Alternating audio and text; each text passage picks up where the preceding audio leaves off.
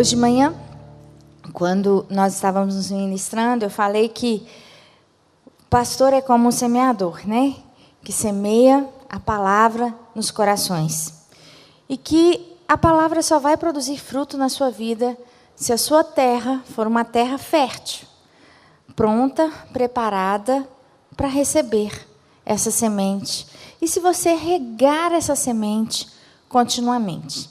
Então, mais uma vez, eu quero estimular você a não só ouvir, né, o que a gente vai ministrar aqui, mas, de alguma maneira, tentar aplicar isso durante a semana. Hoje, nós temos na igreja muitas pessoas que não estão deixando o rio de água viva fluir delas. A Bíblia não fala de lagoa, a Bíblia fala de rio, não é? Do seu interior fluirão rios de água viva. Não fala assim, olha, se vocês vierem a mim, vocês vão virar uma lagoa. Não, porque a lagoa recebe água, mas não dá. Ela recebe e empoça. E a água parada é uma água saudável? Não. Lá em Belo Horizonte tem uma luta muito grande contra a dengue. E tem uma frase que fica atrás de ônibus, de táxi, que é assim, água parada dá dengue. Não é assim? Água parada não é viva. Água parada não traz vida. Pelo contrário, água parada traz contaminação e traz morte. O lugar mais fundo do mundo é o Mar Morto. E o nome já fala, mar morto. Não tem um peixe lá. Não tem vida lá. Recebe, mas não dá. Morre. Tem muita gente que recebe a palavra de Deus e quando está recebendo, a palavra é uma palavra boa. O pastor orou, jejuou, o irmão da célula, o líder da célula preparou aquela palavra. E aquela palavra é uma semente que vai trazer vida ao coração de alguém ali na célula, na igreja, onde for. E você vai lá pronto, minha vida está um lixo, minha vida precisa de uma mudança. E você recebe com avidez a palavra de Deus. Mas você recebe e guarda. Recebe e guarda. Recebe e guarda.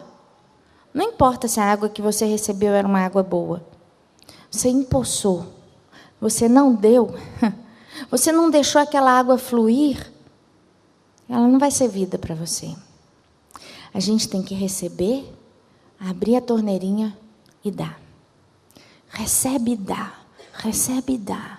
Recebe e dá. E quando a gente se deixa ser um instrumento nas mãos do Senhor, a gente vai tendo a vida passando através de nós. Aí você pode pensar assim, Suzy, mas eu não sei pregar. Isso não é o meu dom. Gente, isso é conversa. Porque, na verdade, nenhum de nós sabe nada. Hoje no carro a gente estava rindo, eu estava contando coisa engraçada, e eu falei esse versículo que diz, o poder de Deus se aperfeiçoa na nossa fraqueza. Quanto mais nada você é, mais Deus pode ser alguma coisa em você. Todo mundo que se acha capaz, todo mundo que acha, eu sei falar, então isso eu vou fazer. Eu sei cuidar de criança. Eu sei. Quem se acha, Deus vai puxar o tapete para reconhecer que não é nada. E quem se acha nada, Deus vai elevar. Aquele que se humilha será exaltado. Mas você tem que se colocar como um instrumento nas mãos do Senhor. Você sabia que todos nós somos instrumentos?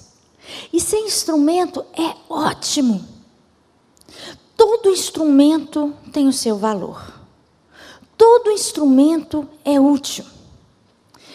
Eu tenho uma metáfora para explicar isso, que é a que eu mais gosto. Imagina que você tem uma família que está desesperada porque a mãe da família, que é um doce de pessoa, precisa de um transplante de coração para sobreviver.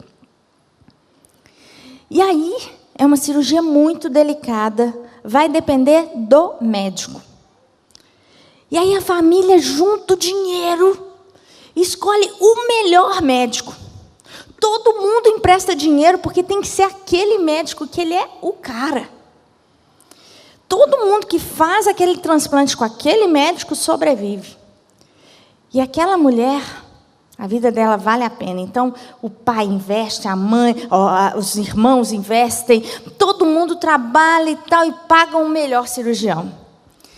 E a mãe, então, vai para o transplante de coração. E todo mundo fica lá esperando. Ai, meu Deus, ai, meu Deus. Quando o médico abrir aquelas 2 portinhas de janelinha redonda, a gente vai saber se a mamãe sobreviveu ou não, se a cirurgia foi um sucesso ou não. E todo mundo fica lá, né? Todo mundo ansioso. Ai, meu Deus, como será que a minha esposa vai estar? E aí, de repente, o médico abre, e ele vai tirando a luva, né? E tira outra luva, e ele abaixa a máscara, abre um sorriso, e o marido chega correndo e fala: e aí, doutor? Ele fala: a cirurgia foi um sucesso, daqui a algumas horas a sua esposa vai estar no quarto, e ela ainda vai viver muito tempo. Gente, o que esse marido faz? Primeira coisa que ele vai fazer, ele vai apertar a mão desse médico, ele vai dar um abraço nesse médico e fala: obrigado, doutor. Ele vai ficar feliz demais, os filhos vão se abraçar e vão agradecer o doutor. Todo mundo vai falar: tá vendo? Valeu a pena pagar esse médico. Eu sabia que ele era o melhor. Gente, olha para mim. Ninguém vai entrar dentro da sala de cirurgia, levantar o bisturi e falar: bisturi, muito obrigado, você é o cara. Ninguém vai agradecer a pinça. Ninguém vai agradecer a tesoura. Ninguém vai agradecer a linha. Sabe por quê? Eles eram só?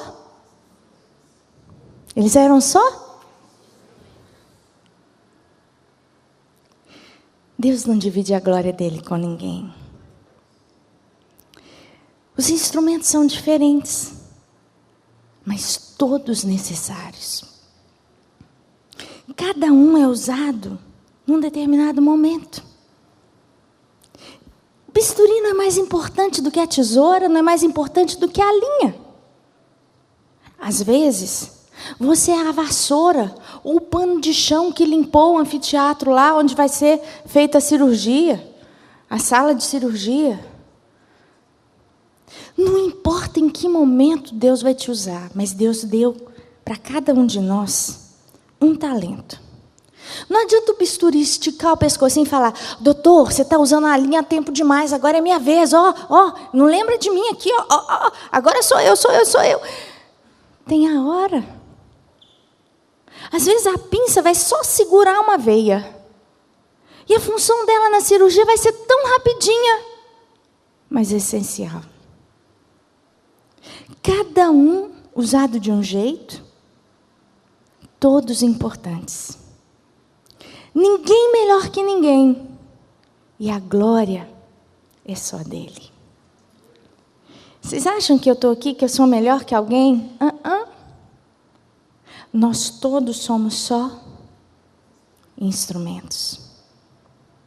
Então é por isso que você tem que ter coragem de abrir a boca, de compartilhar a mensagem, de estender a mão, de ser educado no trânsito, de dar um sorriso.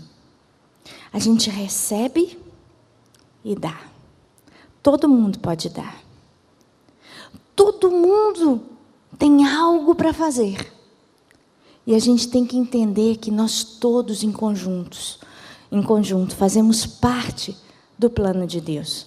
A única coisa que o instrumento médico tem que fazer, ele tem que estar limpo, esterilizado. Porque quando o doutor precisar, sua vida está em ordem. Se não usou a linha ainda, não importa. Tem a hora. Mas quando chegar a hora, a linha tem que estar pronta. Assim é você. Quando chegar a hora, você tem que estar pronto. O problema é quando a gente não tem a vida lavada em santidade. Aí Deus vai precisar de você. Você não está pronto. Ele vai falar, esse instrumento está contaminado, eu vou usar esse daqui. E ai da gente, se quando ele voltar, a gente estiver contaminado. Por isso que a única coisa que o Senhor pede de nós, a única coisa que se requer do dispenseiro é que ele seja encontrado fiel. Fiel é separado para Deus. Fiel é a noiva que está esperando o noivo chegar e ela não trai o noivo. Ela é fiel. Deus quer que você seja encontrado fiel. E essa fidelidade você mostra para Deus todos os dias. Se você é noiva do Cordeiro, você tem que amar ler a carta dele. Você tem que amar conversar com ele. Você tem que gostar de ouvi-lo. Você tem que gostar de contar as coisas que você viveu durante o dia.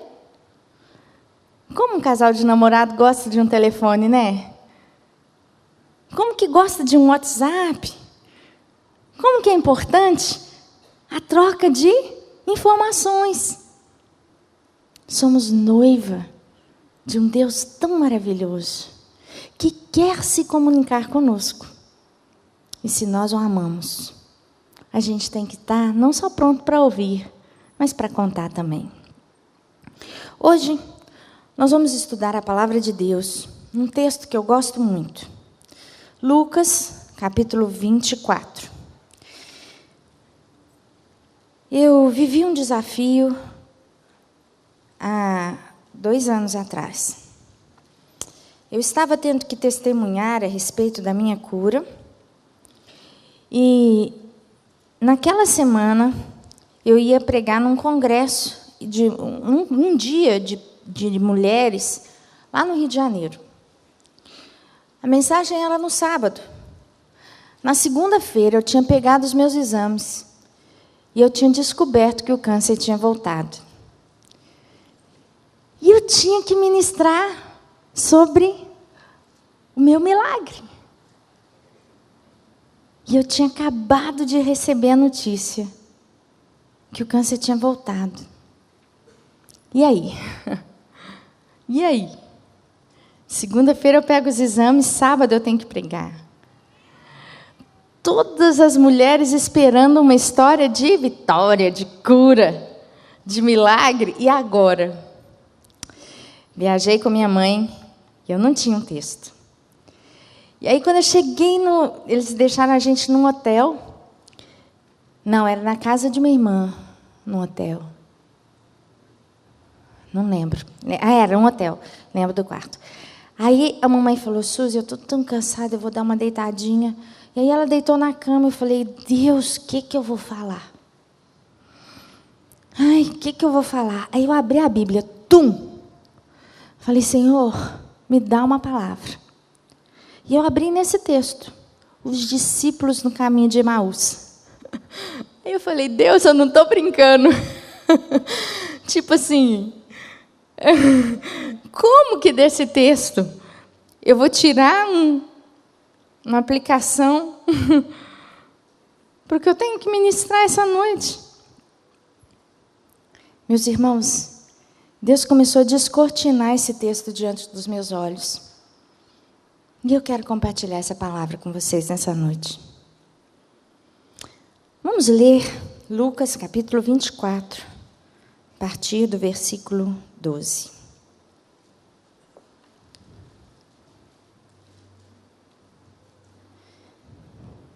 Vamos lá. Naquele mesmo dia, 2 deles estavam indo para um povoado chamado Emaús, a 11 quilômetros de Jerusalém. No caminho, conversavam a respeito de tudo o que havia acontecido.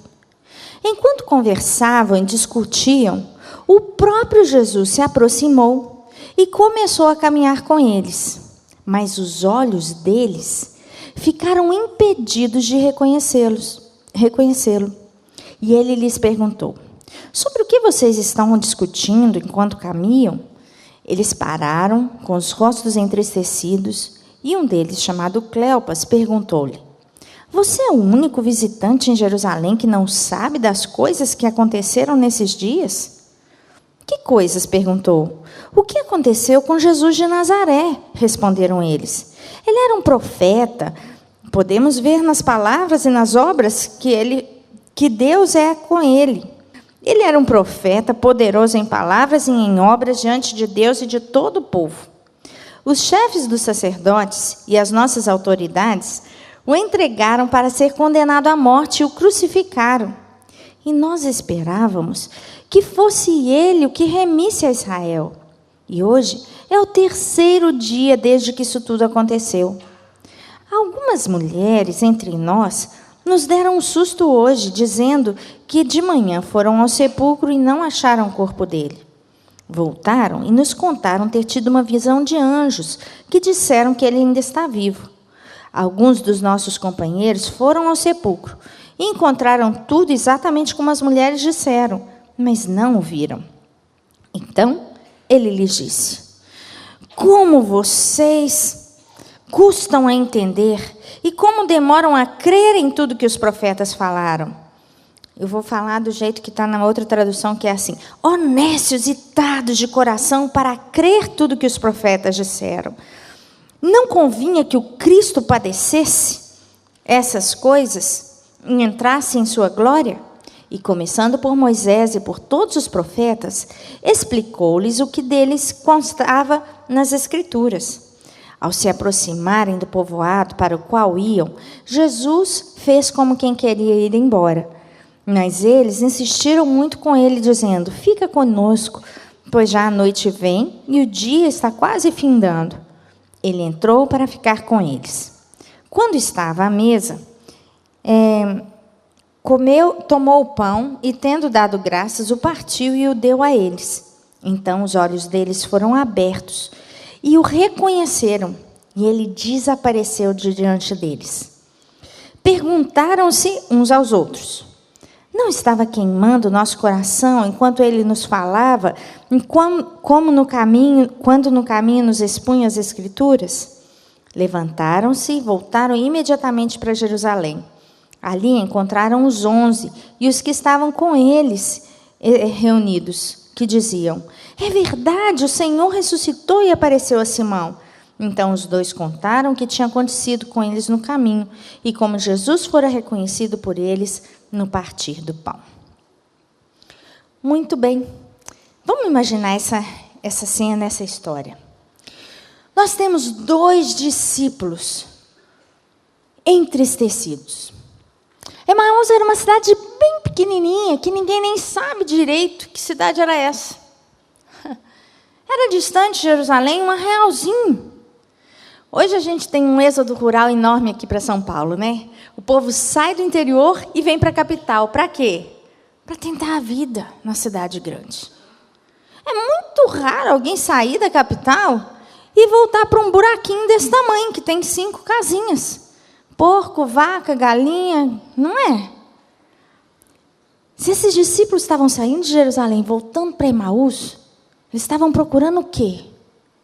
Crescer na vida. Ter um propósito. Produzir. Não. Eles tinham perdido o rumo. Talvez eles tinham nascido nesse arraialzinho. Saíram de lá para seguir o mestre. E agora, o mestre tinha morrido. Volta os 2 cabisbaixos. Para onde que eu vou? O que eu vou fazer? Eu não estou entendendo nada. O que aconteceu? E os 2 iam discutindo os acontecimentos para tentar, de alguma maneira, entender o que estava acontecendo. A Bíblia mostra que os 2 estavam sem esperança. Eles tinham visto o Rei dos Reis aparecer. Pelas profecias de Daniel, aquela era a época que o Messias tinha que vir. Os magos do Oriente sabiam disso. Aqueles sacerdotes que ficavam lá, aqueles mais importantes dos judeus que o Herodes foi consultar, sabiam que aquele era o período do aparecimento do Messias. Por isso é que todo mundo vai seguindo João Batista, todo mundo acha que João Batista é o Messias.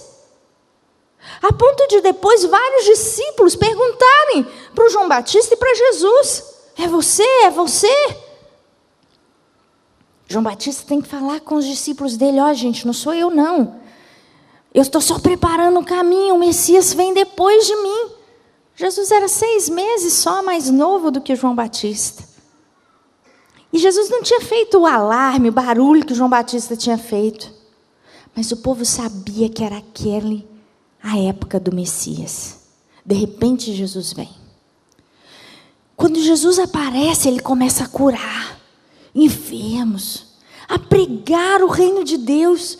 Todo mundo sentia autoridade nas palavras de Jesus, nos feitos de Jesus. E os discípulos que foram seguindo Jesus olhavam para Jesus e falavam: é o Filho de Deus. Jesus se revela como o Messias. Pronto, chegou a libertação de Israel. Esses 2 discípulos tocaram Jesus. Eles viram Jesus atuando, eles viram Jesus falando, eles sabiam que Jesus era o Messias. E a expectativa do povo é que o Messias colocasse Jerusalém como a capital das nações. A expectativa era que Jesus acabasse com o Império Romano. O Messias de Israel chegou para quê? Para libertar o povo. Agora, o Messias ia restaurar o reino de Israel. Ninguém podia matar o Messias. Ninguém podia destruir o Filho de Deus. Um tanto de gente se juntou a Jesus depois que Jesus partiu o pão. Ele dava comida para os pobres. Dava alimento para todo mundo, dava cura para todo mundo. Eu estou do lado dele. De repente, num dia eles pegam o Messias, batem no Messias. Mas todo mundo está esperando uma viravolta. Ele era o Messias. O Filho de Deus tinha que ser imortal. E agora esses discípulos olham para a cruz.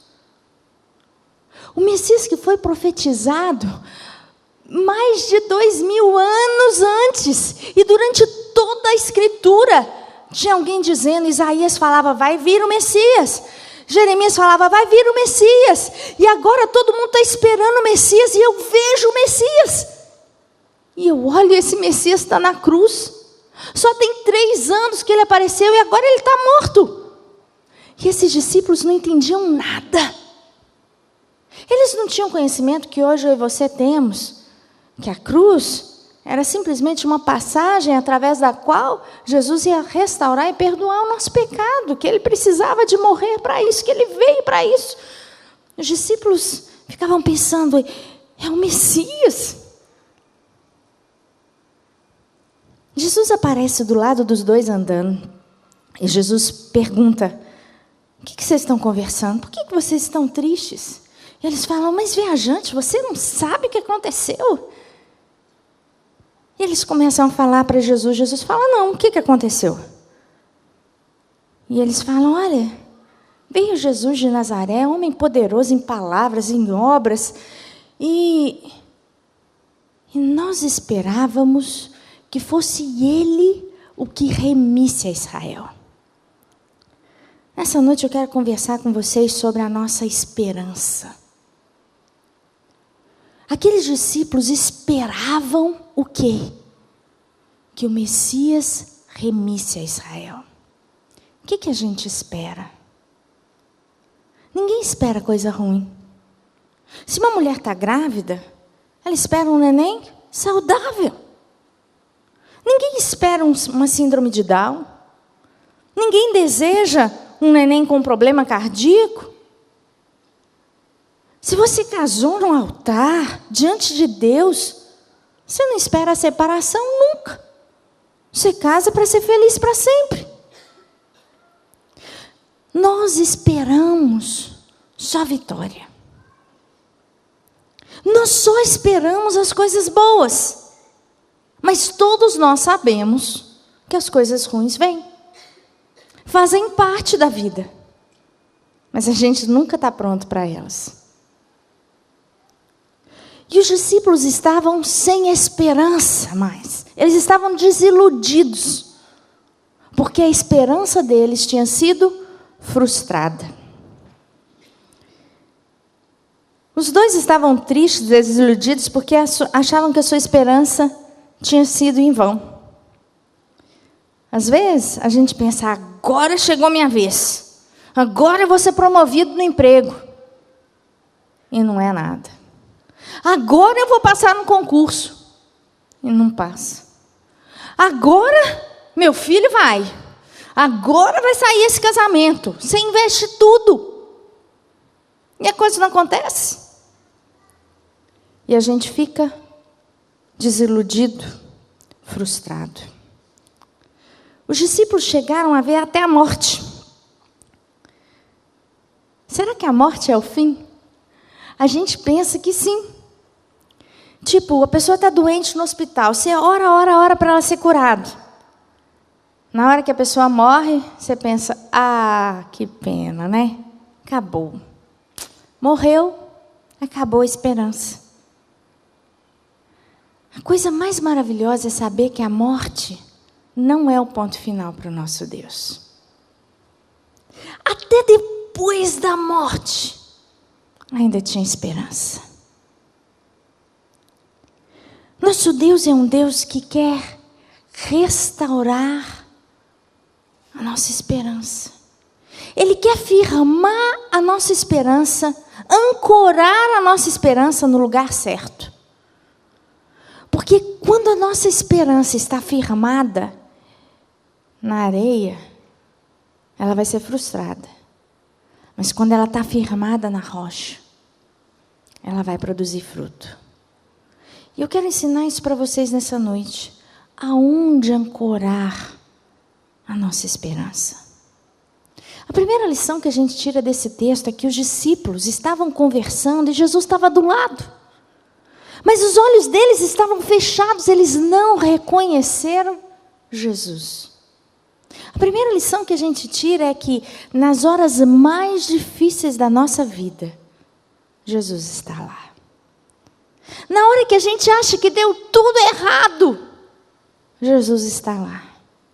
A gente muitas vezes não o reconhece, não para vê-lo e fica perguntando, cadê você? Por que você não faz nada?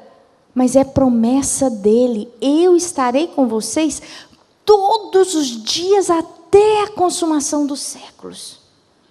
E eu tenho que crer que ele está comigo, não é pelo que eu sinto, não é pelo que eu vejo, não é pelo que eu escuto, é pelo que eu sei. A palavra de Deus me promete que ele vai estar lá, e ele está. E todas as vezes que você estiver passando por alguma situação bem difícil, com você mesmo, com sua vida profissional, com sua vida sentimental, com sua vida financeira, com sua vida espiritual, Jesus está do lado. Seus olhos podem estar cegos, mas se você procurar, você vai encontrá-lo exatamente do seu lado. Os discípulos tinham perdido a esperança. Será que a morte tinha sido o ponto final? Nós não podemos crer que existe um ponto final que para o poder de Deus. Os discípulos começam a explicar para Jesus a tristeza deles. E quando eles estão falando isso com Jesus, eles falam, Jesus, nós esperávamos isso e agora a gente está frustrado, não sabe o que fazer, estamos voltando para Emaús. E bom, é verdade que umas mulheres falaram lá, que viram lá Jesus ressurreto, que uns anjos apareceram lá no túmulo, mas é como se eu estivesse falando assim, sabe como é que é, né? Mulher fala muito, mulher sente demais, não dá para confiar, né, viajante? Elas amavam esse Jesus demais, então, para elas terem tido uma miragem, uma visão, né, de anjos, elas falaram que o corpo não estava lá. Até os discípulos foram lá e viram que era assim mesmo, mas ninguém viu ele. Então, o que essas mulheres estão falando, não sei se procede, não. Quando eu li esse texto, eu lembrei da nuvem do tamanho da mão de um homem, do profeta Elias. Elias sobe num monte.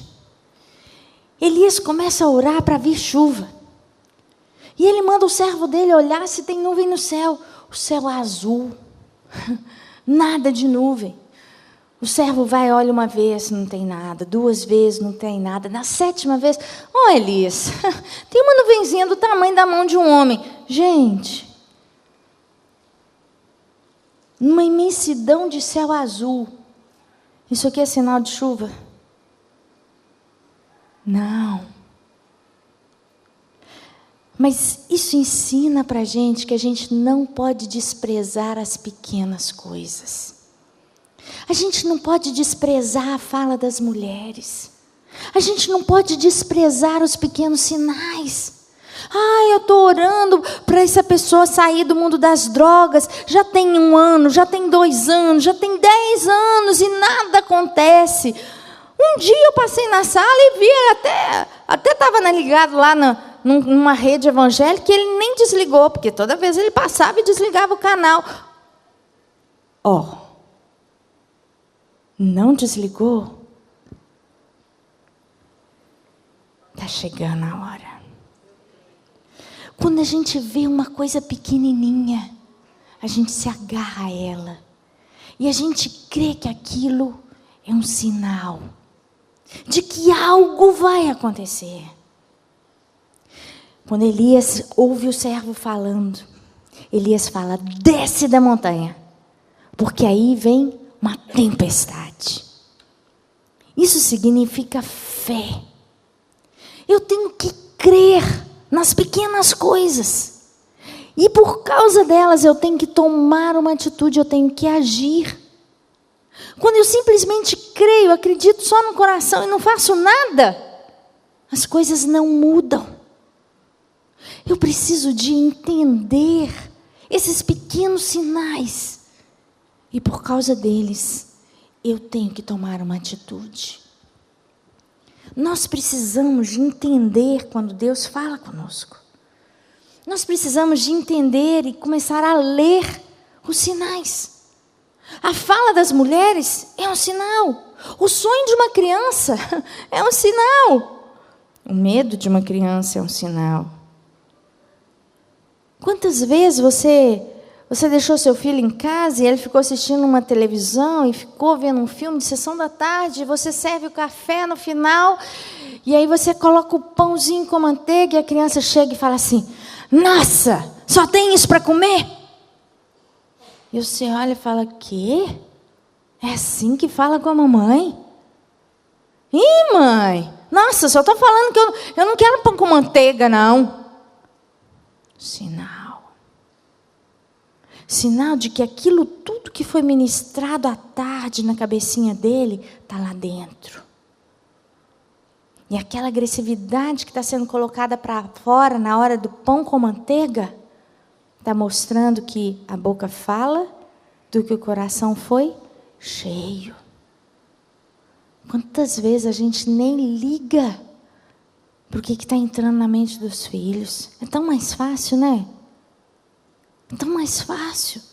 Deixa para lá.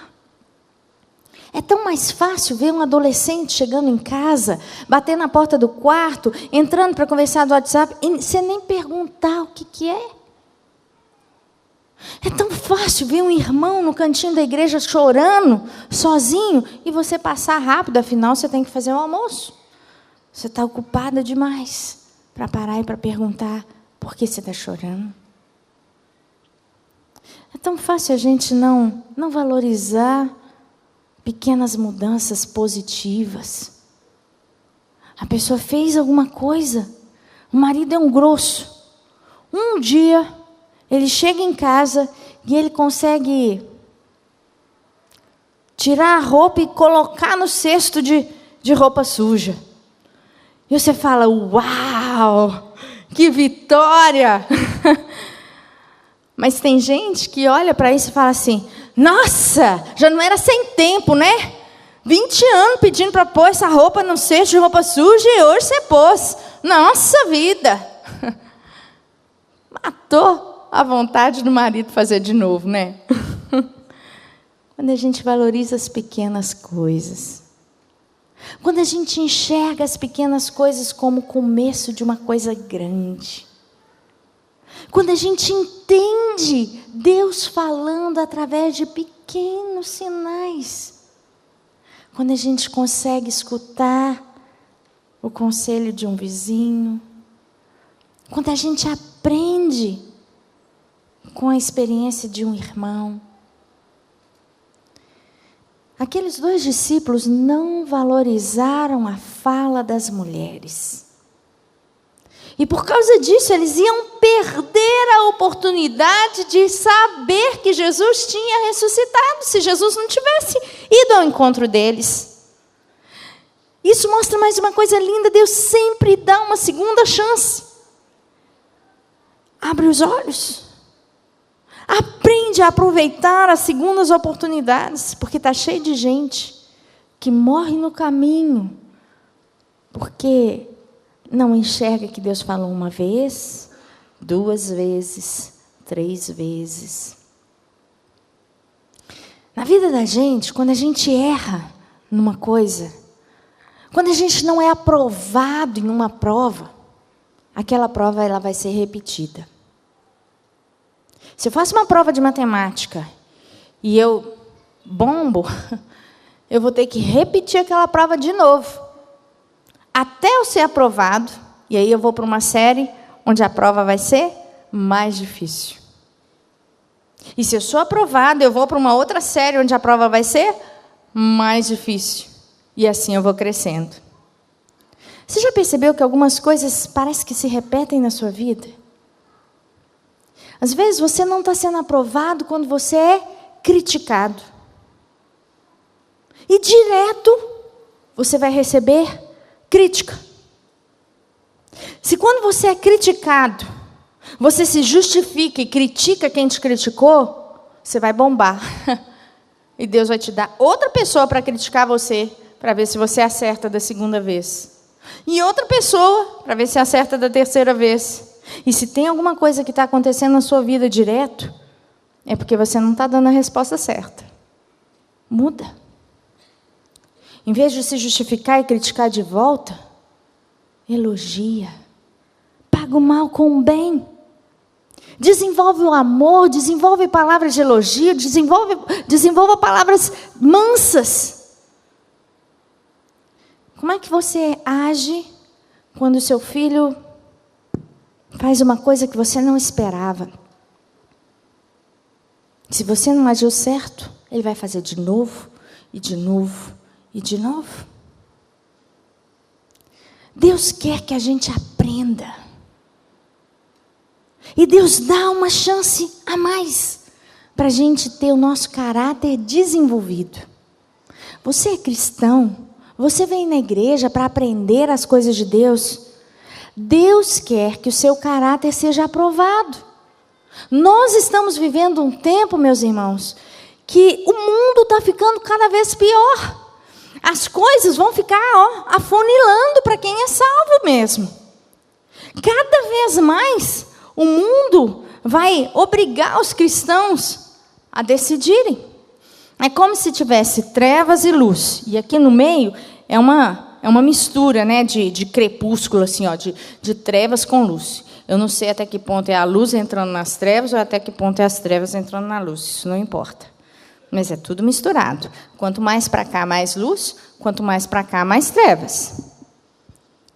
Só que a Bíblia diz que nesse final, os ímpios vão ficando mais ímpios. E os santos vão ficando mais santos. Se você não está ficando mais santo, talvez você está ficando mais ímpio. O mundo está cheio de gente santa. Tem gente que só fala assim, a igreja do Senhor está muito doente. Eu acho que as organizações eclesiásticas estão muito doentes. Mas a igreja do Senhor, Deus está aperfeiçoando a sua noiva. Gente, tem gente que está vivendo cada experiência tão fantástica com Deus.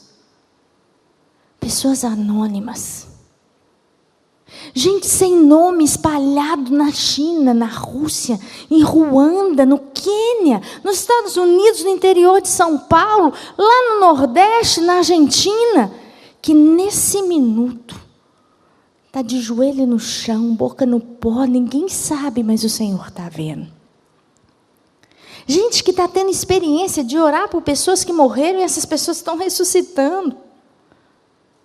Gente que está tendo experiência de pedir a Deus para chover e a chuva vem. Outro dia eu vi um vídeo desse no YouTube. Que vídeo?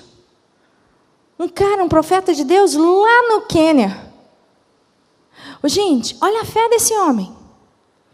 Ele num programa de rádio, ele fala, eu vou pregar na cidade de Kiwi, sei lá, não sei o quê.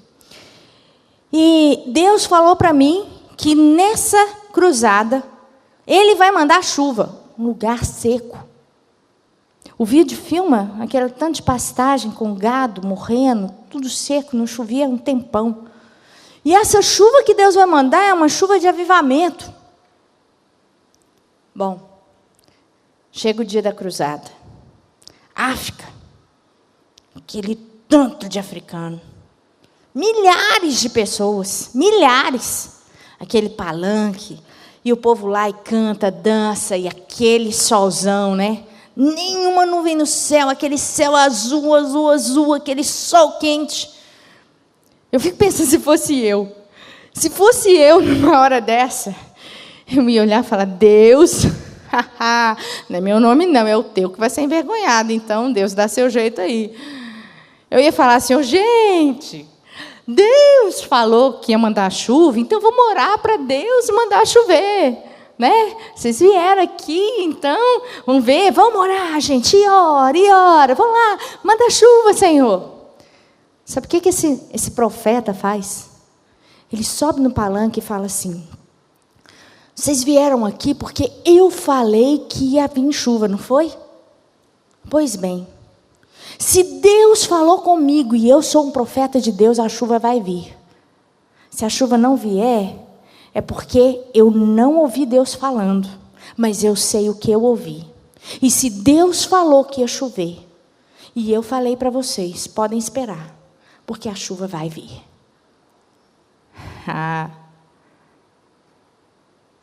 Quando ele começa a orar, não choveu não, gente, caiu um toró, uma tempestade que durou mais de hora. Está lá no YouTube. Tanta gente usa o YouTube para coisas ruins, né?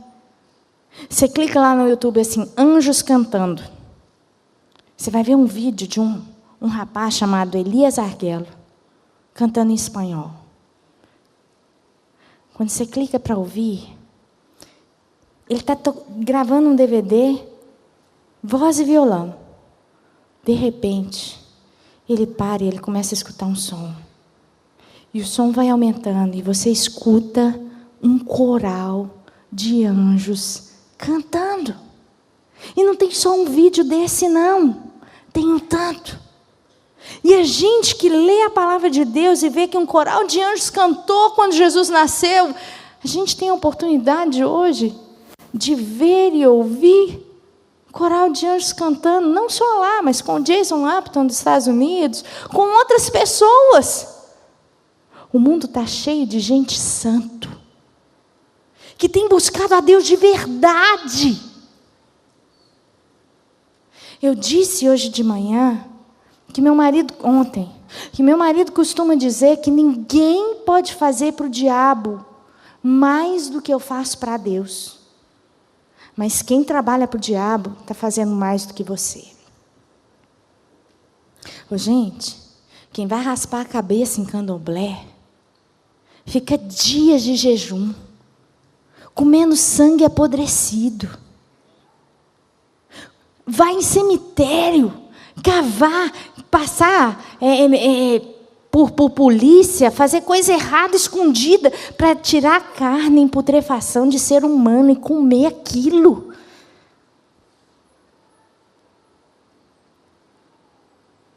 E o que Deus pede para você? Me ama. Se deleita na minha presença, que eu vou encher você. Certa vez Jesus falou com os discípulos, a única vez que Jesus fala, venham, orem, vigiem comigo, os discípulos dormiram. E Jesus olha para eles e fala, nem uma hora vocês puderam orar comigo? Nem uma hora vocês puderam vigiar comigo? Vigiai e orai, para que vocês não caiam em tentação. Ninguém podia fazer para o diabo mais do que eu faço para Deus.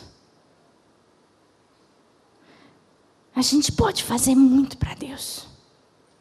Agora a notícia que eu tenho para dar para vocês é que o tempo que vocês têm para trabalhar para o reino é só aqui.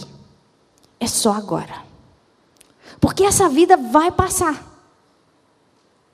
E quando você se apresentar diante de Deus, chegou de mãos vazias, não tem jeito de construir mais não. Tudo que você fez vai passar pelo fogo. Se sua esposa é santa, isso não significa nada para você, marido. Se por causa dela, sua família é uma bênção, tadinho de você, porque quando você chegar diante de Deus, é você e Ele. Homens, vocês foram chamados para ser reis, sacerdote e profeta do seu lar. E se você não cumprir o seu papel, o marido é santificado pela esposa, mas diante de Deus, as suas obras de justiça vão passar pelo fogo, e o que for palha vai queimar, o que for feno vai queimar, só vai sobrar o que for ouro. E quando você chegar diante do Senhor, não tem jeito de falar, desculpa Deus, eu sei que o Senhor me deu o talento assim eu sou um bom advogado, o Senhor me deu um talento de argumentar, mas desculpa não ter usado esse talento para a tua glória, sabe como é que é? Eu precisava de sustentar minha família. Gente, não vai ter argumento diante do Rei dos Reis, que conhece cada vírgula do seu pensamento. Quantas pessoas fazem uma aliança com o inimigo? Elas pecam no oculto e estão falando assim, diabo, ó, só eu e você sabemos, tá bom? Não conta para minha mulher, não. Não conta para o meu filho, não. Não conta para o vizinho, não. Ó, isso que eu estou vendo aqui na televisão, na internet, só nós dois, tá bom? Segredinho nosso. Sabe o que o diabo vai fazer com você, meu querido? Vai guardar segredo. Até você ficar numa posição bem alta. Quanto mais alto, maior a queda. E quando você cair, você vai esborrachar. E o seu parceiro vai rir demais. Vai se alegrar demais com a sua desgraça. Porque você fez uma aliança com alguém que não te ama. E o pior é que Deus sabe tudo. Não vai adiantar você chegar diante do Rei dos Reis e falar, Senhor, essa não foi a minha intenção. Porque Ele conhece a intenção de tudo que você fez. Hoje de manhã eu falei que cada palavra que a gente pronuncia não se perde. Você sabia que as ondas sonoras de tudo que você falou, do seu primeiro babá, gugu, está na terra? Não vai ter jeito de falar, Deus, você não entendeu direito, não foi isso que eu quis dizer. Está tudo aqui. Tudo. Tudo. Tudo. Quando seu coração deseja servi-lo, de verdade, com inteireza, Deus quer o seu coração por inteiro. Deus não quer 10%, Deus não quer 5%, Deus não quer um pedaço. Deus quer você. Deus quer sua mente, Deus quer sua vida. Deus quer o seu amor. Mas Deus não te cobra isso não.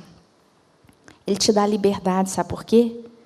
Porque Ele está procurando gente para reinar com Ele. Para reinar nesse universo. Sobre coisas que a gente nem tem ideia.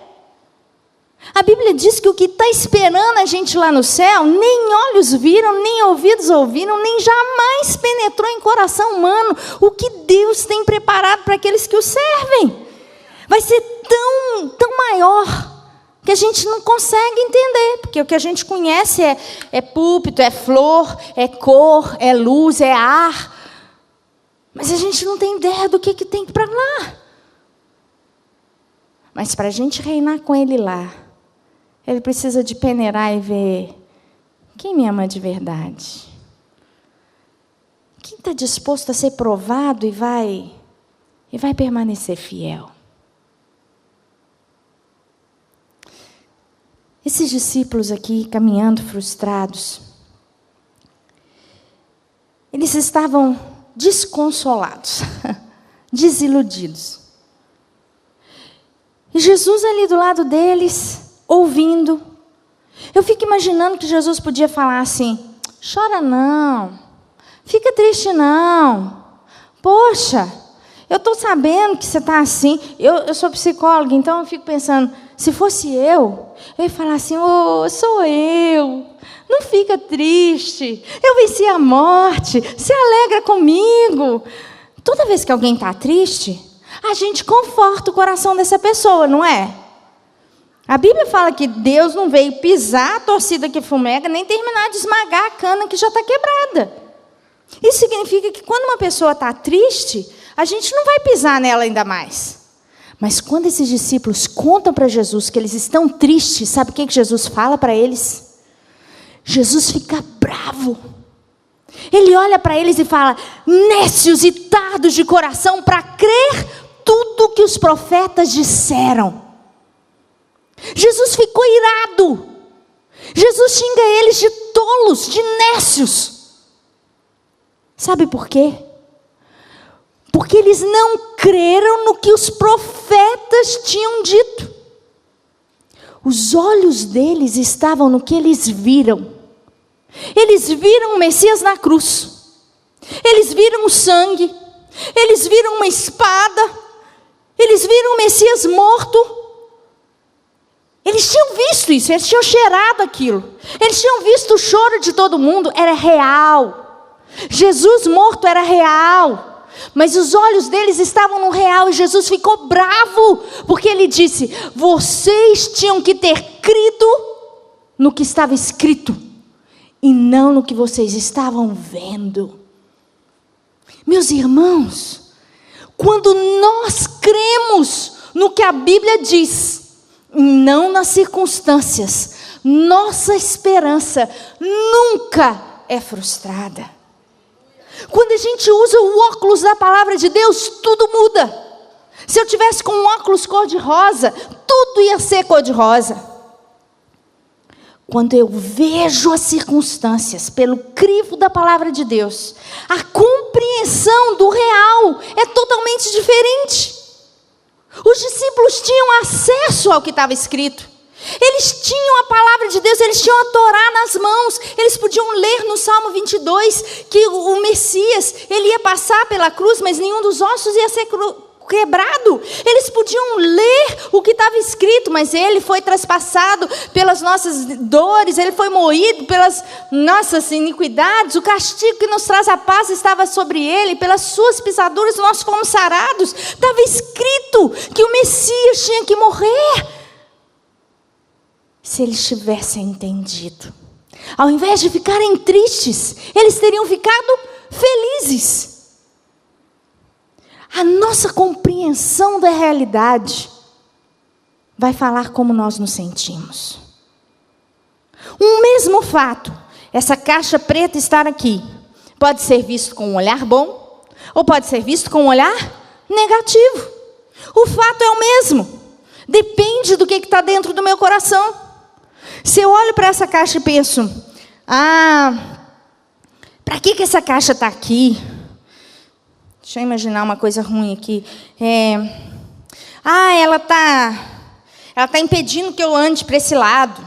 Ela está impedindo que as pessoas vejam a barra da minha saia. Não, eles tinham que ter tirado essa caixa daqui, está muito feia. Isso não combina com a decoração. Eu vou pensar de uma maneira negativa, mas eu posso olhar essa caixa e pensar: que coisa boa que eles têm um retorno. Se essa caixa não estivesse aqui, eu não estaria escutando tão bem. Se eu entendo de som, eu vejo com bons olhos. Se eu não entendo nada de som, eu entendo de decoração e paisagismo, eu vejo com maus olhos. Os discípulos tinham acesso ao conhecimento da palavra de Deus, mas eles estavam lendo a realidade com seus próprios olhos. Parece com alguém? Quantas vezes a nossa esperança é frustrada, porque nós temos acesso ao que Deus diz, mas a nossa esperança não está colocada aqui. A gente não consegue entender a doença pela palavra. A gente não consegue entender a morte pela palavra. A gente vê as coisas como elas são.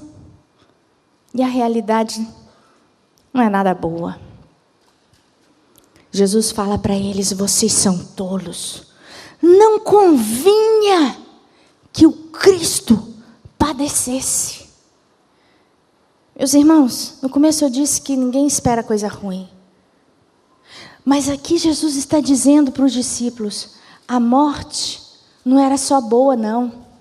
A morte convinha. Você já parou para pensar que a cruz, muitas vezes, convém? A cruz não é só alguma coisa pela qual a gente tem que passar porque não tem opção. A cruz convém. E Jesus falou que a cruz convém para você. Ele falou: você quer me seguir? Você quer ser meu discípulo? Se eu já estou com a minha cruz, você pega a sua. Porque se eu vou enfrentar a minha, não pensa que vai ser diferente com você, não. A dor convém. Muitas vezes o sofrimento convém. Quantas vezes Deus usa uma situação difícil para trazer algo novo, rico e bom. Está errado quando a gente prega que andar do lado do Senhor é só coisa boa. A gente entende só a vitória, mas a gente esquece que para ganhar uma coisa e ficar feliz, eu tive que primeiro ter a falta. Porque se eu já tinha e ganhei outra, isso não traz alegria, não. Só existe cura se primeiro houver a doença. Só existe um milagre se primeiro eu tive alguma coisa ruim. Não existe vitória sem luta. Não existe conquista sem uma dificuldade. Se uma vida fosse sem nenhuma dor, nenhum problema, nenhuma dificuldade, essa vida não teria propósito nenhum. Seria uma vida totalmente sem vitória, sem conquista. Você só cresce quando você passou por uma situação difícil. E quando a gente entende isso, e eu passo por uma dificuldade, ao invés de eu sofrer, eu vou dar glória a Deus. Quando eu entendo o que a Bíblia diz para mim sobre os problemas, ao invés de eu ficar triste, eu vou enxergar neles a oportunidade de vitória. A nossa esperança tem que estar ancorada no que a Bíblia diz e não no que eu vejo. Hoje de manhã eu compartilhei o meu testemunho e eu vou compartilhar com vocês também. Eu aprendi sobre isso, sobre colocar os olhos no que a Bíblia diz e não nas circunstâncias. Eu aprendi isso na pele. Minha luta contra o câncer começou com 7 anos de idade. Eu era bem pequena quando pela primeira vez eu tive leucemia. E meu pai é médico, a gente morava no interior. E na cidadezinha do interior não tinha tratamento. E uma vez, eu bem anêmica, né, com vários sintomas, meu pai então fez um exame de sangue e comprova leucemia. Meu pai ficou desesperado porque naquela época o atestado de leucemia era um atestado de morte, porque não tinha transplante, medula, não tinha muitas essas coisas, esses tratamentos que a gente tem hoje. Nem os hospitais oncológicos que a gente tem hoje em dia. Viemos para a capital, que era Belo Horizonte, e uma historinha que aconteceu no caminho que eu lembro foi o meu pai dirigindo uma Brasília, e meu pai falou com a mamãe, né? Falou: ô anjinho, olha a primeira estrela, acabei de ver nascendo aqui no céu. Uma cena difícil de se ver, normalmente a gente está tão ocupado, né?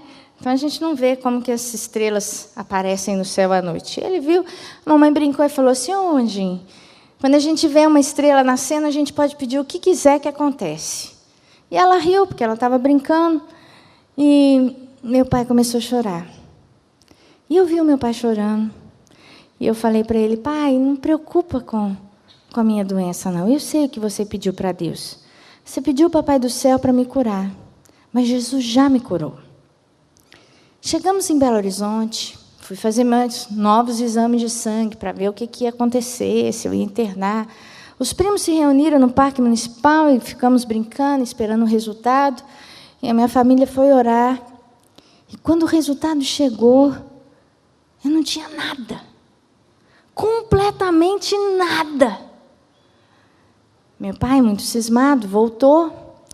E ele obrigou, como a gente morava no interior, só tinha um laboratório, então ele fez com que todas as pessoas que tinham feito o exame de sangue naquele dia fizessem o exame de sangue de novo, porque corria o risco da lâmina ter sido trocada. E todas as pessoas repetiram o exame de sangue e aquela lâmina era minha. Eu tinha sido curada.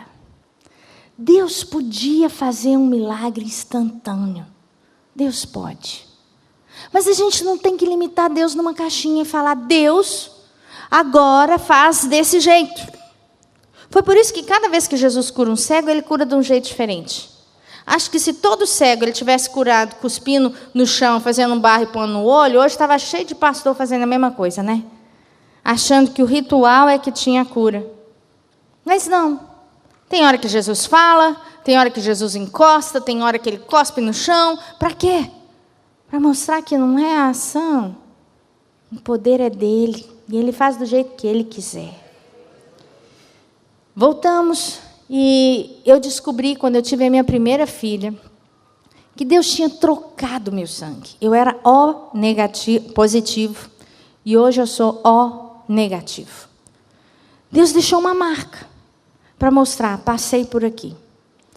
Porque eu era O positivo e minha mãe era RH negativo. Eu tive problema de sangue com minha mãe e por causa disso meu irmãozinho veio a falecer. E quando eu tive a minha primeira filha, tipo sanguíneo, O positivo. Nem fiz outro exame. Na hora que a minha menina estava nascendo, o médico começa a brigar comigo, porque naquela noite ele tornou a colher meu sangue, a fazer, né, exame lá de sangue, e eu era O negativo. E eu falei: gente, mas como assim, né? Eu sou O positivo. E ele falou: não, e minha sorte foi que, minha bênção foi que a minha primeira filha também era RH negativo. Então eu não tive problema nenhum com as outras. Não perdi nenhum neném. Bom, fiquei muito feliz, o tempo passou. Criei minhas filhas no temor do Senhor. Eu sempre fui certinha. Eu aceitei Jesus com 4 anos de idade. E a gente pensa que porque a gente faz tudo certo, porque a gente ama o Senhor, porque a gente busca a Deus, a gente não vai sofrer dano. Mas a dificuldade é uma bênção. É a oportunidade que a gente tem para crescer. E é isso que faz diferença entre aquele que é cristão e aquele que não é. A gente olha para a dor com outros olhos. A gente lê a história pelo crivo do que estava escrito. Com 34 anos, eu tive câncer de mama a primeira vez. Fiz mastectomia total. Gente, naquela época eu orei. Durante 6 meses, eu não quis fazer tratamento, eu orei. Porque eu já tinha sido curada uma vez. Eu queria que Deus me curasse de novo. Eu tinha fé para isso. Mas os caminhos de Deus não são os nossos caminhos. E Deus não se limita a agir de acordo com a nossa vontade. Mas nós podemos dizer que todas as coisas cooperam para o bem dos que amam a Deus. Romanos 8,18 diz que nós sabemos que as tribulações do tempo presente não são para se comparar com a glória que está por vir. Quando a gente é apresentado a uma situação difícil, esse é o momento da gente ter as nossas pérolas. Esse é o momento da gente ter o nosso ouro. Esse é o momento das nossas obras serem aprovadas. Esse é o momento da gente conhecer o nosso caráter. Quem está numa festa de aniversário, curtindo todas, não sabe direito como é o seu caráter, não. Você vai conhecer o caráter daquela pessoa quando ela bateu o carro. Quando alguém trai. Quando ela fica doente. Aí você sabe se ela ama o Senhor ou não. Aí você sabe se ela é uma pessoa boa ou não. Aí você sabe se ela tem paciência ou não. A crise revela o caráter. E a gente tem que ficar feliz quando Deus dá a oportunidade da gente ter uma dificuldade, porque nesses momentos é que nós estamos construindo algo que vai ser eterno. Orei por 6 meses e eu não fui curada. Vou questionar a Deus? Vou ficar brava? Deus, o que o Senhor quer? Eu estava confusa, eu precisava de ouvir uma palavra que não viesse do meu coração. Então, eu falei para Deus, Deus, eu quero uma pessoa que entende medicina e entende do Senhor. Procurei uma prima minha, médica, e falei, Stane, me ajuda. O que você falar, eu vou sentir como Deus falando para mim, porque eu tinha orado e jejuado 3 dias para essa resposta. E o que ela dissesse eu ia fazer. Eu falei, é imprudência minha eu não fazer ou é fé? Me ajuda, me norteia. E ela falou, Suzy, nós vamos operar semana que vem. Fui operar. Deus me deu um privilégio de passar pelo meio do fogo em paz. Durante todo aquele período, fiquei careca 1 ano, continuei usando peruca, continuei trabalhando. Deus nunca permitiu que a alegria fosse embora. Nunca tive medo de morrer, nada. Eu lembro a única vez que eu fiquei com medo de morrer, assim, que eu fiquei pensando, foi um dia que uma irmã chegou no final do culto e falou assim, Suzy, quem vai cuidar das suas meninas se você morrer? Aí eu falei, não sei, ainda não pensei nisso. E aí eu fui para casa pensando, Deus, nunca pensei nisso. Se eu partir, quem vai cuidar das minhas meninas? Naquela noite foi a única vez que eu pensei. Quando eu estava pensando, eu ouvi a voz de Deus falando uma frase só comigo. Deus falou comigo assim, quem ama mais as suas filhas, você ou eu? Eu falei, Deus é você. Se você acha que o melhor para elas, se você que sabe o futuro da Radassa, da Raíssa e da Sani, se você acha que o melhor para o caráter delas é elas serem criadas comigo, eu não preciso de ter medo de nada. Se você acha que o melhor para elas era serem criadas com uma outra pessoa, você tem o melhor para elas. E aquilo aquietou meu coração. Nunca mais eu pensei em nada. Quando Deus fala, uma frase de Deus resolve seu conflito. E eu simplesmente criei que Deus ia fazer o melhor. Às vezes eu achava que o melhor era eu. Mas e se não fosse? E se o melhor de um Deus amoroso que conhece o futuro fosse uma outra coisa? Eu podia confiar na escolha de Deus. Bom, o tempo passou, fiquei 5 anos tomando tamoxifeno, e nesse período Deus nos levou a morar na África. Foi um período de muita renúncia, de muito sacrifício, mas um período maravilhoso. Na época, eu e meu marido, a gente tinha uma vida super confortável, super boa. Eu tinha uma clínica, né, onde eu trabalhava como psicóloga, a clínica ia muito bem. Eu era super envolvida em tantas atividades. Eu lembro que uma vez, antes de ir para a África, eu contei quantas atividades eu fazia. Eu contei 15. Eu Trabalhava no consultório, eu dava aula na escola dominical, eu tinha um grupo de meninos que a gente fazia missão, chamada Anônimos de Deus. Eu ajudava na rede de adolescentes, eu tinha o meu grupo de discipulado. 15 atividades diferentes. Dava aula de aconselhamento, dava aula no CTMDT, dava 15 atividades. Sabe aquela pessoa super ativa, que faz? Meu marido tinha um ministério super aprovado, a igreja tinha comprado um antigo cinema, que a gente chamou de Aprisco, onde vários adolescentes daqui até chegaram aí na época do Intertim. Era super legal. A gente tinha comprado a nossa casa. A casa dos sonhos. As meninas estavam bem na escola, estava tudo bem. E Deus fala, zona de conforto. Você me ama? Vai lá morar na África. Deixa tudo. Vai me servir lá. E eu posso dizer para vocês que não existe lugar melhor do que o centro da vontade de Deus. A gente deixou tudo. Tudo. A gente foi para lá sem saber falar inglês. Eu ia primeiro ano aprender a falar o inglês e nós escolhemos a África do Sul. Eu podia aprender o inglês na Inglaterra, Estados Unidos, Canadá, Austrália ou África do Sul. Como a gente queria a África, fomos aprender o inglês primeiro na África do Sul. Naquele ano, eu sentia assim, Deus, puxa, eu não estou fazendo nada.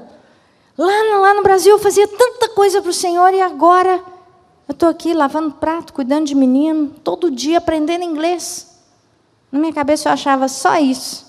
Mas lá na África Deus me ensinou que Maria escolheu a melhor parte. E que Deus se alegrava quando eu entrava no meu quarto e fazia minha devocional, tanto como a época que eu estava falando para muitas pessoas do amor dele. Não tem diferença. Cada época é uma época. O que importa é o nosso coração. Eu estou ali como cabeleireiro, cuidando do cabelo de alguém e pensando, Jesus, eu estou fazendo isso para o Senhor. Se eu faço isso, Ele recebe do mesmo jeito que quando eu venho aqui e falo do amor dele para uma multidão. Se eu entrego um copo de água para uma varredora de rua e falo, Jesus, se fosse o Senhor, eu ia te dar essa água no melhor copo, bem geladinha. Nesse dia quente, eu sei que o Senhor ia ficar feliz. Então, eu vou servir a minha irmã como se fosse ao Senhor. E eu falo isso na minha cabeça, eu falo isso no meu coração. E Deus que vem em secreto, recebe em secreto.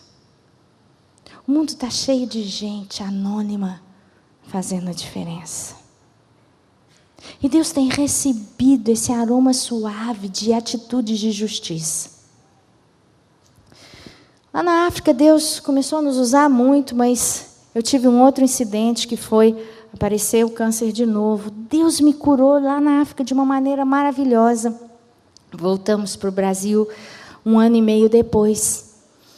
E eu tive esse incidente de cura lá na África. 6 meses depois eu faço os exames, nada. 1 ano depois eu faço os exames, nada. 2 anos depois eu faço os exames, nada. Estava muito feliz. Em julho de 2012, foi a última vez que eu tinha feito os exames, totalmente zerada. Em outubro de agosto, setembro, começo de outubro, eu começo a sentir de novo uma bolinha na cicatriz. Falei, Deus, de novo. Era a 4ª vez. Fui fazer os exames. Eu tinha feito em julho. Eu repeti os mesmos exames, tomografia, ressonância magnética, ultrassom, raio-x, tudo, os mesmos exames. O câncer tinha espalhado no fígado e nos ossos. Metástase para todo lado. Eu falei, Deus, o que o Senhor tem, né? Quimioterapia outra vez. Cai o cabelo de novo. O interessante é que dessa 2ª vez, eu tinha feito quimioterapia até fevereiro de 2013. E em fevereiro a minha médica disse, nós vamos parar agora, você vai fazer os exames, e aí nós vamos entrar com um remédio oral. E aí eu tirei a peruca e assumi o cabelo com o cabelo bem, o visual com o cabelo bem pequenininho, 1,5 cm assim, de cabelo, bem curtinho. E eu estava toda feliz. E quando eu faço os exames, tive que voltar para a quimioterapia. Eu falei, Deus, como é que vai ser agora? Agora não tem jeito de usar peruca de novo, né? Porque todo mundo já me viu com o cabelo curtinho assim. Se eu volto com peruca, vai ficar ridículo. Ai, por favor, não deixa cair meu cabelo outra vez. Gente, eu tomei a mesma químio mais 6 meses. Não caiu um fio mais. Nada. Nada. Custou crescer, porque estava fazendo a químio. Mas não caiu de novo. Vocês acham que eu parei? Vocês acham que porque eu estava fazendo a quimioterapia, eu dava essa desculpa de, eu estou cansada, não posso ir na igreja? Em julho de 2013, nós levamos uma equipe de 35 pessoas na África. Eu trabalhei como nunca. Eu comandei essas 35 pessoas e a gente fez um trabalho fantástico no Congo, em Burundi e em Moçambique. E o fruto disso é que hoje nós temos mais de 5.000 crianças sendo acompanhadas no Burundi, no Congo e em Moçambique, que são os Gideões Mirins lá. Hoje, gente, o trabalho lá está enorme. Em abril a gente vai voltar, se algum irmão quiser ir conosco, bem-vindo. Eu nunca deixei de cumprir um compromisso na minha agenda. Fosse para a célula, fosse pregar em algum lugar. E Deus foi honrando. Tem tanto irmão, né, que fica com dor de cabeça e não vem no culto. Que fica gripado e não vai na célula. Ai, estou muito gripado. Estou febril. Se eu fizesse isso. Eu tinha desculpa para falar, desculpa, meus irmãos, né, eu estou fazendo tratamento, pastora Edmé, vou mandar outra pessoa no meu lugar, lá nos Gideões Mirins, ali em Vida Nova, porque sabe como é que é? Estou fazendo... Quem ia perder? Era eu. Nunca deixei de fazer o que Deus pôs na minha mão. Sabe por quê? Se Ele deu a oportunidade, Ele vai dar força. O que a gente tem é que ter essa vontade. Quando Deus acorda você de noite, você tem que ter essa vontade de levantar e de orar. Quantas vezes a preguiça domina o crente, né? Meu pai conta que uma vez, meu pai já está com 75, ele contou, uma vez ele se propôs a ler um livro inteiro da palavra de Deus enquanto minha mãe estava fora. Ele começou a ler e dormiu. Aí ele acordou, estou dormindo, vamos lá de novo. Da segunda vez ele falou, Satanás, você não está querendo que eu leia não, né?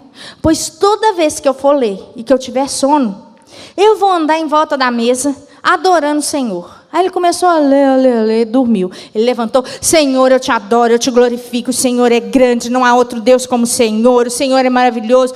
Acordou, voltou a ler, dormiu. Senhor, ele disse que na 7ª vez, ele deu volta, acho que 4 ou 5 vezes, ele já tinha dormido 2 sem dar a volta, né? Na 7ª vez, ele disse que ele acordou de um jeito, ele falou, Suzy, eu nunca usei droga, nunca bebi bebida alcoólica, mas eu acho que eu sei como é que o povo sente, porque eu fiquei ligado. Ele disse que o olho dele abriu, que ele entendia tudo que ele leu o texto inteiro, e ele decorou partes, e ele sabia tudo, de tão acordado e aceso que ele ficou. Ele falou que ele sentiu o diabo indo embora e Deus tendo vitória. Mas precisou de 7 vezes ele se levantar e ele reconhecer a seta de Satanás. Está assim de crente, com sono na hora de ler a Bíblia, com dificuldade na hora de orar, e que não gasta tempo falando, eu vou.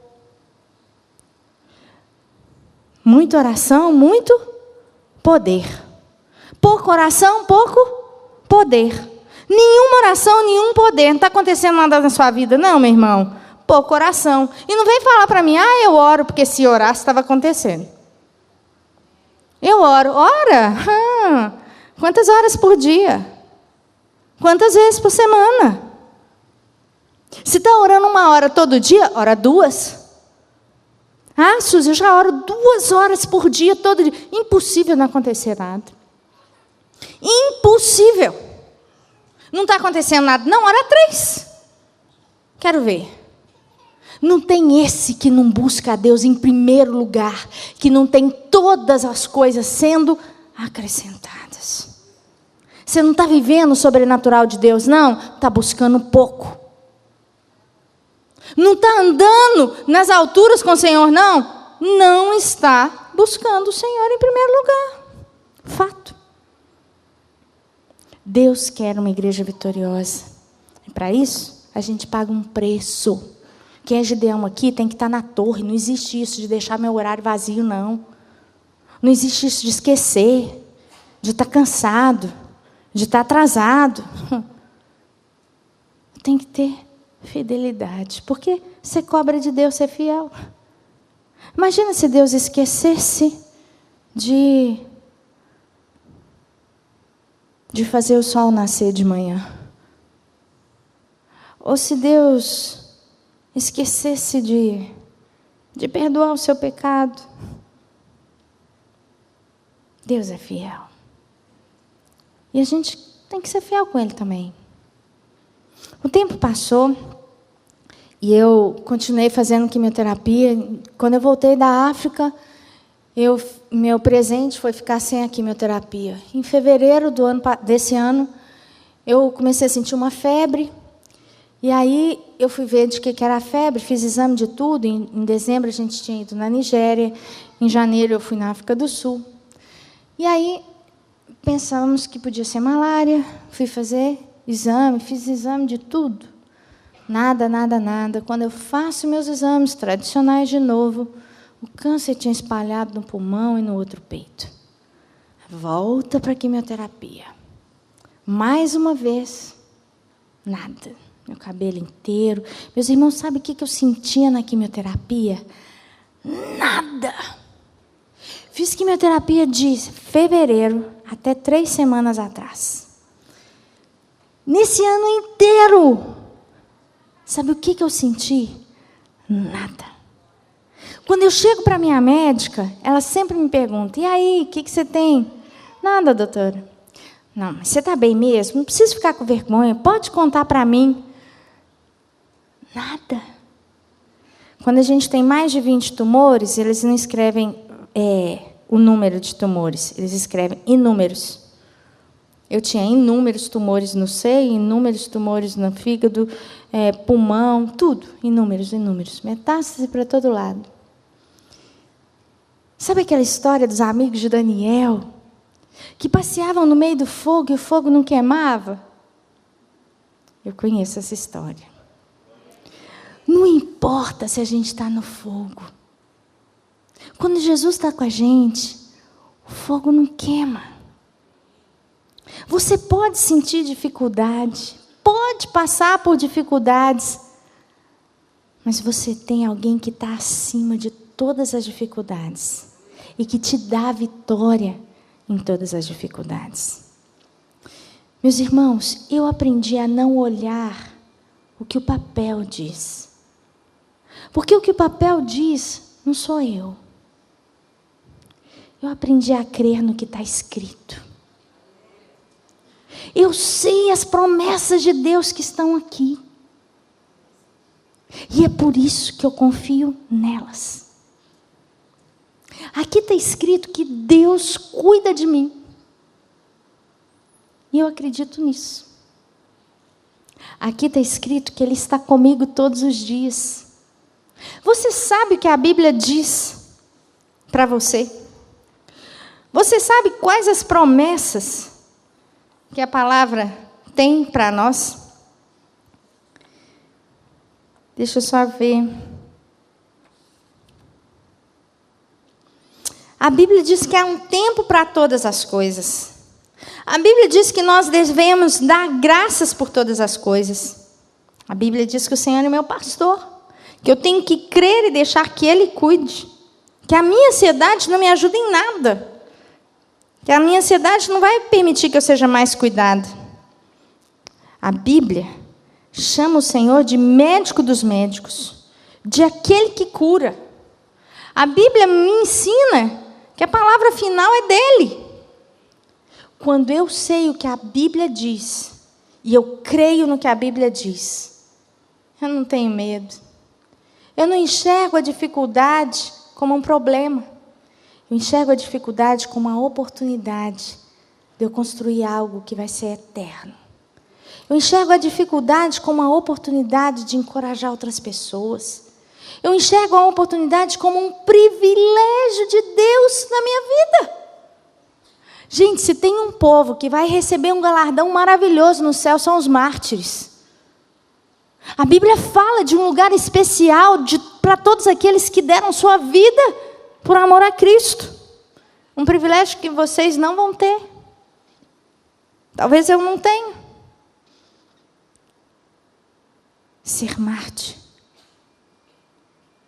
foi um privilégio que vai ter uma recompensa eterna. Quando a gente passa por uma dificuldade, a gente tem um privilégio de ser aprovado. Paulo, quando ele vai dar o currículo dele, ele não fala assim: meus irmãos, escutem o que eu estou falando, olha meu currículo, eu tenho tantas casas na praia, eu tenho isso, todos os projetos que eu fiz foram bem-sucedidos, olha, eu sou vitorioso nisso, nisso, naquilo. Paulo fala um currículo totalmente diferente. Ele vira e fala assim: olha, meus irmãos, eu já fui náufrago 3 vezes. Eu já sofri 39 menos 1 cibatada na frente de todo mundo, um tanto de vezes. Eu já fui apedrejado. Poxa, Paulo não era todo certinho. Ele não vivia para Deus. A vida dele não era só para pregar o evangelho. Como é que Deus deixa o cara ser apedrejado? E Paulo exibe isso como um privilégio. E ele fala: eu trago no corpo as marcas de Cristo. Privilégio. Quais as marcas você tem? Que histórias você tem para contar? Quando você passar por uma dificuldade, você está tendo a chance de ter uma. Você está tendo a chance de ver um milagre. Você está tendo a chance de ser aprovado. Você está tendo a chance de contar um testemunho. Você tem a chance de estar escrevendo a história. As lutas dão a chance para a gente de escrever uma história. Para terminar,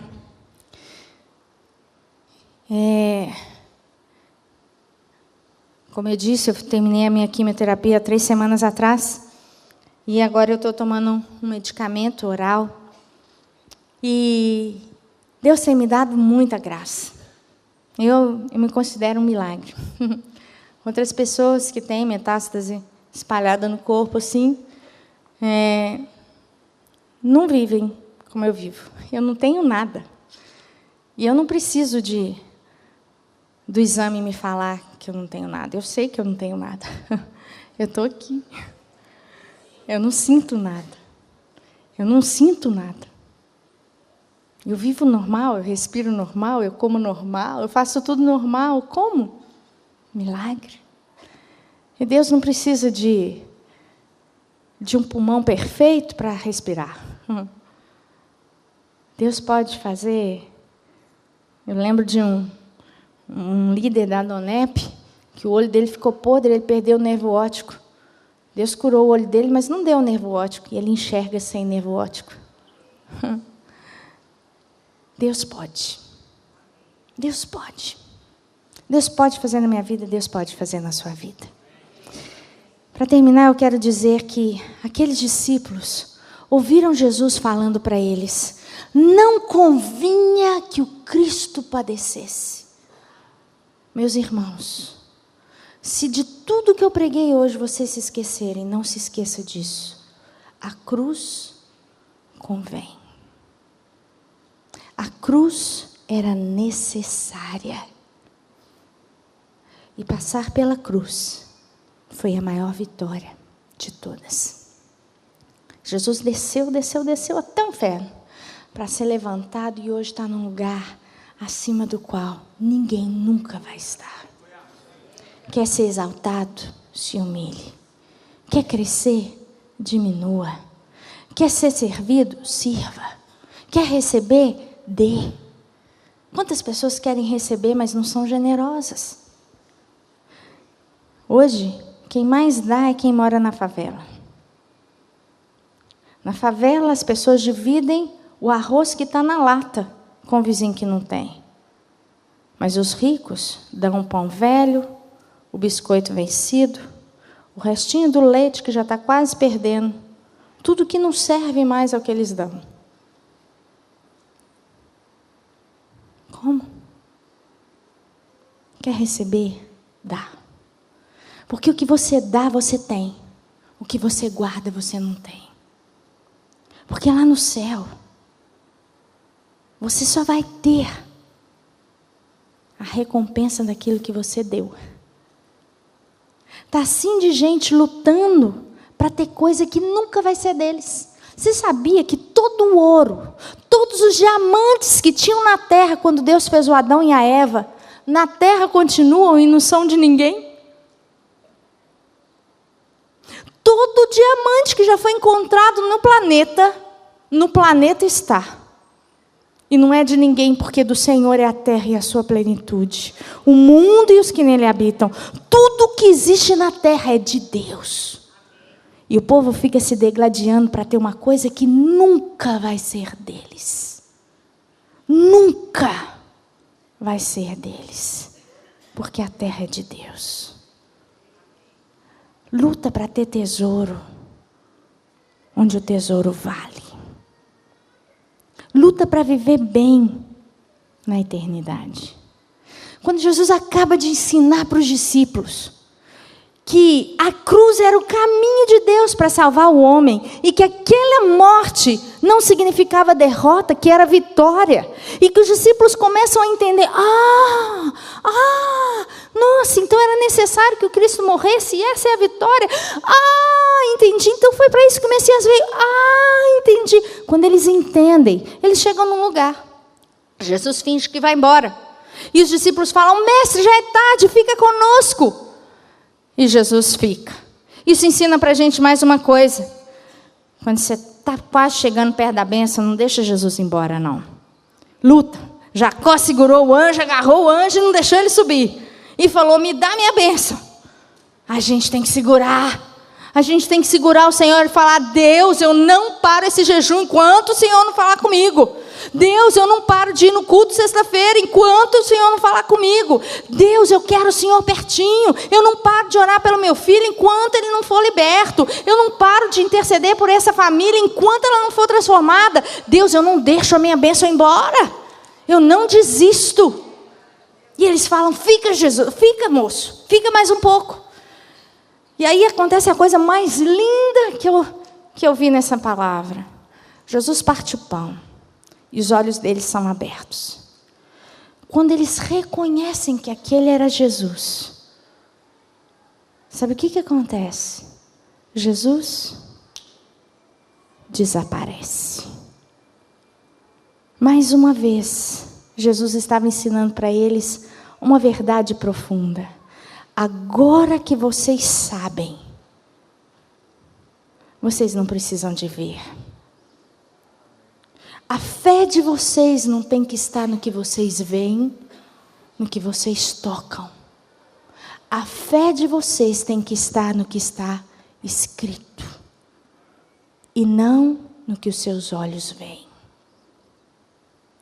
Meus irmãos, a sua fé, a sua esperança não está no que o papel diz a seu respeito. Não está no que você vê. Não está no que as circunstâncias dizem. A fé de vocês precisa de ser ancorada no que está escrito. Saiba o que está escrito. Creia no que está escrito. Leia as circunstâncias da sua vida de acordo com o que está escrito. E você não vai precisar de ver Jesus, de tocar Jesus, porque você vai crer nele. Que nessa noite a sua esperança venha estar ancorada no lugar certo. Que você não tenha fé naquilo que você vê. Meu marido diz que fé é assim: primeiro você dá o passo e depois Deus põe o chão. Porque se você espera Deus pôr o chão para dar o passo, isso não é fé.